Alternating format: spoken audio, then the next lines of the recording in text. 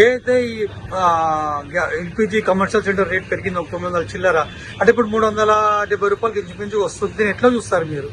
ఈ వ్యాపారం చేయాలంటే భయం అవుతుంది. ఎందుకంటే జాబ్స్ వదిలిపెట్టుకుని మేము వ్యాపారంలో దిగినాము. ఆ వ్యాపారం తర్వాత మాకు ఏంటంటే గ్యాస్ రేట్ పెరిగిపోవడం, దాని ద్వారా గ్రాసరీస్ గ్యాస్ పెరిగింది, అప్పటి నుంచి గ్రాసరీస్ పెరగడం, ప్రతి ఐటమ్ పైన పెరిగేసరికి అసలు వ్యాపారం చేయాలంటే అసలు ఉన్న జాబ్స్ అప్పుడు బాగుండే, కానీ ఇప్పుడు వ్యాపారం బిజినెస్ దిగిన తర్వాత వ్యాపారం చేయాలంటే కూడా భయం అవుతుంది. ఈరోజు చూసినట్టయితే కనుక మార్నింగ్ న్యూస్ వచ్చింది ఏంటంటే గ్యాస్ ఇంకా 1000 రూపాయలు పెరిగింది. ఆ పెరిగిందని మేము ఎట్లా బేర్ చేయాలో ఏమో అర్థం అవ్వలేదు. రేట్స్ పెంచడేమో కస్టమర్తో తీసుకుంటే రావట్లేదు మా దగ్గర. వ్యాపారం చేయాలంటే చాలా టాస్క్ అయిపోయింది మా దగ్గర. అంటే ఇప్పుడు ప్రైజెస్ పెంచితే క్వాంటిటీ తక్కువ చేసిన తర్వాత కస్టమర్స్ మాట్లాడాలంటే కస్టమర్ డబ్బులు ఇవ్వట్లేదు. అన్ని ప్రాసెస్ పెరిగిపోయినాయి. దానికి ప్రతి దాంట్లో కూడా వాళ్ళు ఏం చేస్తారంటే ఇప్పుడు బేగం బజార్ మార్కెట్ మొత్తం కూడా ఏంటంటే గ్యాస్ పెరిగింది అన్నట్టు తప్ప వాళ్ళు ఏమంటారంటే ప్రతి దానికి గ్యాస్ కనెక్షన్ పెట్టేసి ప్రతి గ్రాసరీస్ పెంచేస్తున్నారు, కవర్స్ పెంచేస్తున్నారు. అన్ని దాంట్లో కూడా అన్ని రేట్స్ అన్ని పెరిగిపోయాయి. ఎంత వ్యాపారం చేయాలంటే మాకు పెద్ద టాస్క్ అయిపోయింది. డైలీ యుద్ధం అయితే మాకు డైలీ వ్యాపారం చేయాలంటే. అంటే ఇప్పుడు ఎలక్షన్స్ అయిపోయిన తర్వాత గ్యాస్ పెంచారు, దీని ఎట్లా చూస్తారు? అంటే అన్ని 5 స్టేట్లలో ఎలక్షన్స్ అయిపోయినాయి.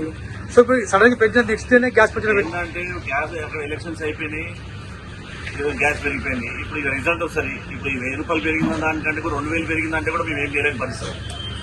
ఆ టైంలో చూసిన గ్యాస్ ఇస్తుంది కాబట్టి, కాకపోతే వాళ్ళు ఏం చేస్తారంటే దాని గురించి వాళ్ళు ఏం చేస్తున్నారంటే తగ్గిస్తారు. ఇప్పుడు గ్యాస్ వచ్చింది, రిజల్ట్ వచ్చింది, ఎవడేం చేస్తారు? ఇక 5 ఇయర్స్ అంత మాదే రాజ్యం అంటే ఇప్పుడు 1000 రూపాయలు ఉన్న సిలిండర్ ఇంకా 2000 కూడా పెంచినా కానీ 3000 పెంచినా కానీ వ్యాపారం చేయాల్సింది. ఏదో రేట్స్ పెంచాలి అంటే బిజినెస్ మాత్రం ఇప్పుడు ఏమంత లేదు.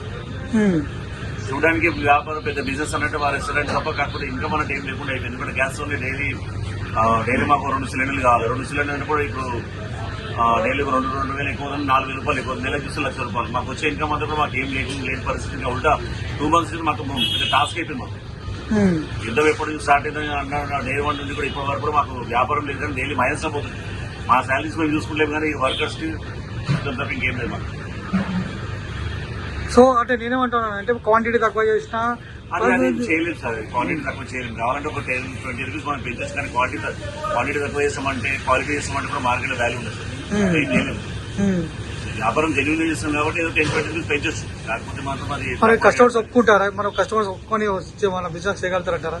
కస్టమర్స్ చేసే వాళ్ళు కొంతమంది తెలిసిన వాళ్ళు ఒప్పుకుంటారు, తెలియని వాళ్ళకి ఏం చేయలేదు పరిస్థితి.